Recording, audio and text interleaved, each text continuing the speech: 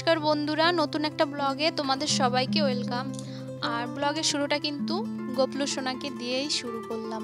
আমার বাবার বাড়িতে প্রতি বছরে এই রাধাকৃষ্ণ পুজো করা হয় আর নতুন করে ঠাকুর নিয়ে আসা হয়। তো এখানে দেখো অলরেডি আমি রেডি হয়ে গেছি ঠাকুর বরণ করার জন্য। আর বরণ করার আগে মন্দিরের চারপাশটা একটুখানি ঘুরে নিতে হয়, এটা নিয়ম রয়েছে, কুলো মাথায় নিয়ে। আর এরপরে হচ্ছে গিয়ে গোপলু সোনা আর রাধাকৃষ্ণকে যেখানে বসে বরণ করা হবে ওখানেই রাখা হবে। আর গোপালের একবার প্রচুর শরীর খারাপ হয়, আর তখন আমার মা কিন্তু তার নাতির জন্য এই রাধাকৃষ্ণ পুজোটা মানত করেছিল।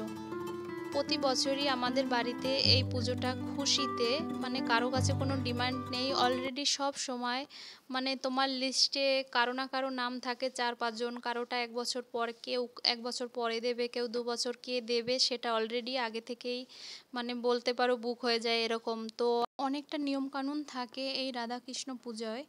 তো এর আগে আমি কিন্তু একটা শর্ট ব্লগে দেখিয়েছিলাম, সবাই হলুদ শাড়ি পরে জল ভরতে গিয়েছিলাম। পোষ থেকে খালি পায়ে মাথায় কুলো নিয়ে যেতে হয়।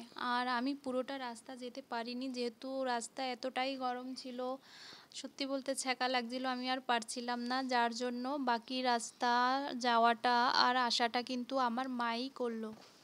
তো ধুমধাম করে কিন্তু এই 5 দিন পালন করা হয় অনুষ্ঠান, আর দিন রাত চলতে থাকে কীর্তন, আর প্রসাদ বিতরণ সাথে তো আছেই।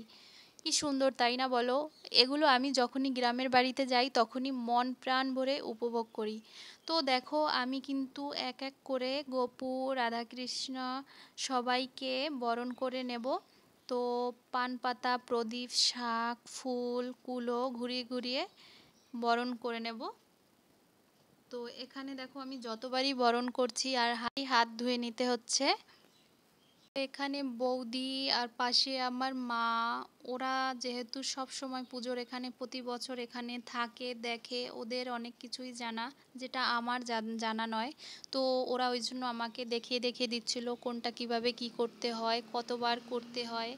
তো এবার দেখো আমি কিন্তু সবাইকে হাওয়া দিচ্ছি, আর এটাকে কি বলে আমি জানি না, যাই হোক। আর সত্যি বলতে একটা কথা হচ্ছে, অনেক দিন ধরে মনের ইচ্ছাও ছিল যে একবার ঠাকুর বরণ করব, আর এবার সেটা মানদের জন্য হোক বা যাই হোক পূরণ হলো মনের আশাটা। আর সত্যি নিজেকে খুবই ভালো লাগছে এই পুজোটাকে পুরোপুরিভাবে উপভোগ করতে পারলাম। আর সাথে সাথে ঠাকুর বরণ থেকে সব কিছু নিজ চোখে দেখলাম, নিজ হাতে করলাম, এর ফিলিংস বলে বোঝাতে পারবো না আমি। তো দেখো এখানে আমি ফুল দিচ্ছি, সব ঠাকুরের পায়ে একটু একটু করে ফুল দিয়ে দিচ্ছি। তো লজ্জার হলেও একটা সত্যি কথা হচ্ছে, আমি কিন্তু এখানে শাঁখ বাজাতে পারি না। এই যে দেখছো আমি এখন কুলো দিয়ে ঘুরিয়ে ঘুরিয়ে ঠাকুরকে বরণ করছি, এরপরই ওরা আমার হাতে কিন্তু শাঁখ ধরিয়ে দিয়েছে। কিন্তু বিশেষ কথা হচ্ছে একটাই, আমি কিন্তু শাঁখ বাজাতে পারি না বা কোনো দিন বাজাইনি। তো ওরা এই জন্য একটু পাশ থেকে হেসে দিল। তো আমি পারিনি তো কি হয়েছে, আমার মাই শাঁখ বাজিয়ে দিল। আর এখন কিন্তু আমাদের সেই বরণ করার সব নিয়মকানুনও কমপ্লিট হলো, আর সবাই রাধে রাধে বললো, আমিও রাধে রাধে, তোমাদের সবাইকে রাধে রাধে। তো এবার ঠাকুরকে প্রণাম করে নিলাম, আর দাদা কাকারা ওরা সবাই ঠাকুরকে তার ঠাকুরের আসনে রাখার জন্য নিয়ে গেল ভেতরে। এই দেখো কি সুন্দর মিষ্টি মুখটা। আর গোপলুর সত্যি বলতে গোপলুর মুখের দিকে তাকিয়ে মনে হচ্ছে চোখই সরছিল না। আর দেখো আমার গোপাল কিন্তু আরেক গোপালকে প্রণাম করে নিচ্ছে, আর এই দেখো গোপাল মিষ্টি মিষ্টি করে কিন্তু হেসে দিচ্ছে। তো যাই হোক, গোপাল আর রাধাকৃষ্ণ সবাইকে ভালো রাখো। দেখো চোখ মুখ কি সুন্দর, কি সুন্দর বলে বোঝাতে পারবো না, এটা তো ভিডিও, কিন্তু আমি সরাসরি দেখে পুরো মুগ্ধ। প্রতি বছরের ঠাকুরই কিন্তু আমাদের বাড়ি এরকমই খুব সুন্দর কিউট কিউট হয়।